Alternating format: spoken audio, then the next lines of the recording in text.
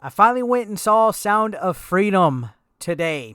The last 2 days, it's been completely sold out in my area. All the movie theaters I go to, none of the screenings had any seats, which is crazy when you think about how small of a budget and small of marketing that this film has had. And on top of that, the liberal media going against it, not wanting you or me to watch this at all. And I have some thoughts. I wanted to give kind of a review off the cuff about the movie. First and foremost, I gotta say it's one of the most powerful and captivating films I've ever seen in my life.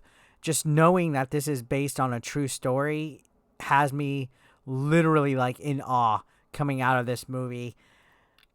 Jim Caviezel knocked it out of the park portraying Tim Ballard, who this movie is about. This is basically a story of events involving this gentleman who's a former government agent who essentially turns vigilante. He's on a daring mission to rescue children. In particular, in this movie, and I don't want to get into spoilers, it's focusing on a brother and sister. Where at the beginning of the movie, we see a situation pop up where they end up getting trafficked into being child sex workers, which is a real issue in today's society that plagues the United States of America. At the end of this movie, they showed a fact that the United States is the leading country as far as sex trafficking goes on children. And it gave some interesting and frightening stats about this that when I walked out the theater, I was like, holy crap, we have a real issue here. Whether you're left wing or right wing, at the end of the day, I hope one thing that we can all agree on and unify against is protecting our children, saving our children from evil, disgusting people. And this movie really makes you think, right? That there's bigger problems in this world to think about than what a lot of us cry and won't, groan about. It really shows the horrors of child sex trafficking, and this film showcases phenomenal performances by all the actors involved, especially Jim Caviezel, Bill Camp, and Mira Sorvino. And I think the director's name, pardon me because I am Hispanic, but I butcher names, Alejandro Monteverde is the director. Now, I think what set Sound of Freedom apart from movies that is out there right now, because you think of what's out there right now in the theaters. We got Oppenheimer, we got Barbie, we have Indiana Jones, we have Sound of Freedom, and we have a couple other movies out there. What really sets it apart is the dedication that it took to shedding the light on a harsh reality of a very sensitive topic that a lot of people kind of get sick to their stomach thinking about, that a lot of people kind of turn their eye and they don't want to realize that there is a huge problem with pedophilia, child sex trafficking, and, all conspiracy theories aside that the media try to cast on you, because I know there was a little bit of controversy where the real Tim Ballard and the people behind this movie, Hollywood was attacking them as being part of the QAnon conspiracy thing where there's sex cabals out there. Now, all that aside, I'm going to personally give my thoughts on that real quick, and then we'll talk about the movie. I do not think that it's outside of the realm that there are real evil, wealthy, elite people that are doing terrible things to not just kids, but women and people that are low on their luck. They get captured, they get abducted, they get traded, they get sold into slavery of all sorts of kind. There's evil people out there, and it's not out of the realm that this stuff is happening right underneath our eyes in plain sight. So this heart-wrenching movie opens up with that sad scene where I said you see a father falls prey to essentially a scam where a lady comes and acts like as a talent scout, ends up being traffickers that are gathering children up. And I don't want to get into spoilers or plot by point, but it basically sets the tone, a very dark, emotional tone for the film that has you on edge, that makes you feel hopeless, like praying in your seat. I know not all of you are religious or whatever, but my train of thought when I was watching it, I literally was like shaking watching this movie. My shoulders felt heavy. I felt a lot of grief.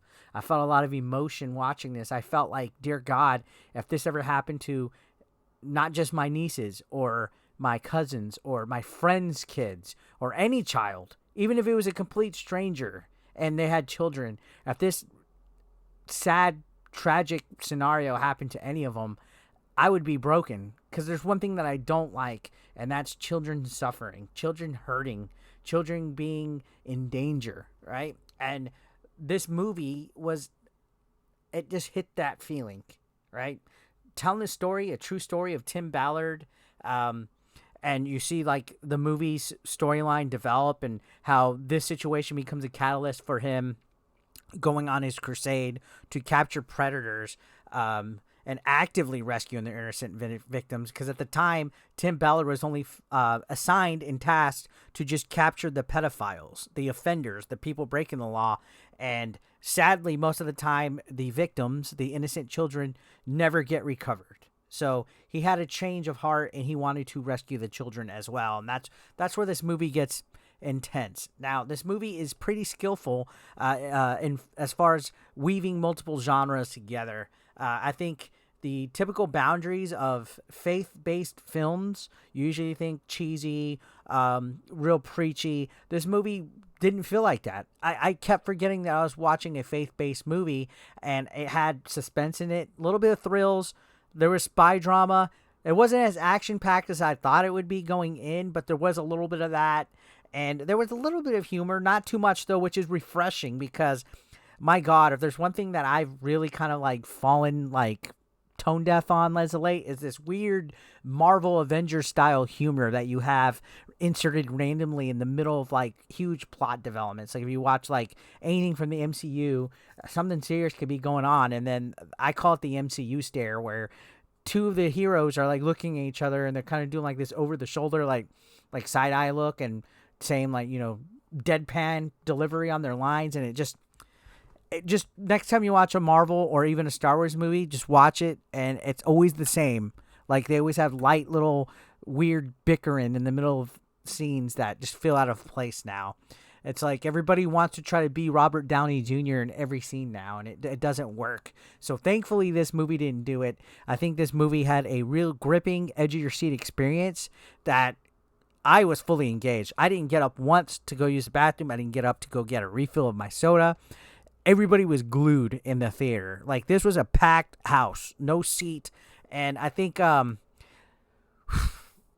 underneath it, like at its core, Sound of Freedom had a good basis. And I think if it wasn't based on a true story, it wouldn't have hit as hard as it did. It probably would have still been a great movie, but the fact that it was based on a true story really solidified, I guess, the eye-opening emotions about it.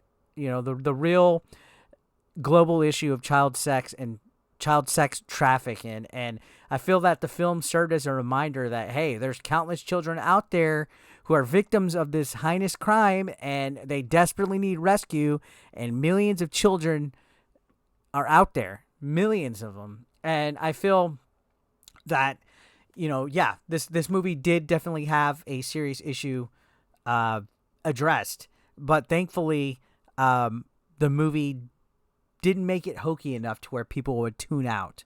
You know what I mean? Like if it was too dark, or if it was too cheesy, or if it was too like terribly done, I don't think the message would have hit as hard as it did. And that's why I think the film had a perfect balance of delivering its message, and it wasn't overly preachy. It presented the events accurately as they unfolded, and it allowed you to get the gist of what's going on.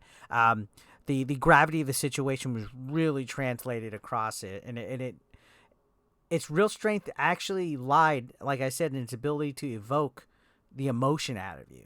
When I was watching it, like I came out of that movie theater, and when you watch the credits, Jim Caviezel has a message telling you, hey, I know you guys might be feeling sad right now, but you got to keep hope. And he gave a really good fucking message that I think everybody that hasn't seen this movie yet needs to watch the message that he delivers at the end, because it really puts into perspective. Like the emotions didn't really hit me until he gave that speech during the credits.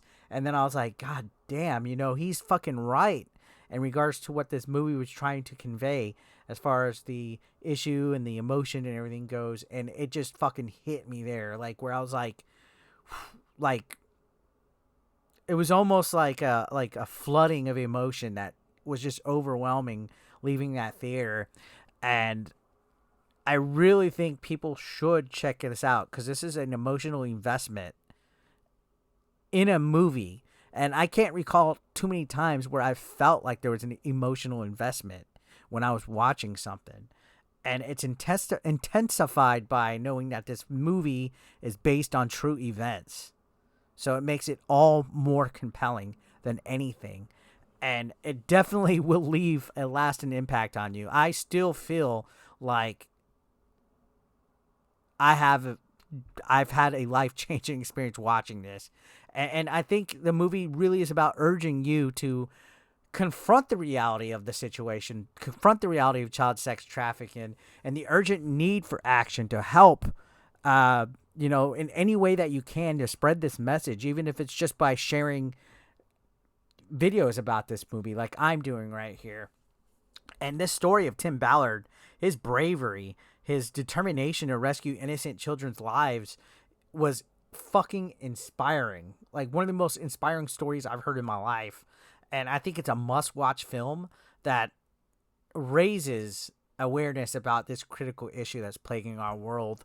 And it had outstanding performances, a gripping storyline that's real, powerful message. You know, you get this day and age Barbie. Like what powerful, real fucking issue is Barbie tackling besides attacking the patriarchy? Like, get the fuck out of here with all that other bullshit.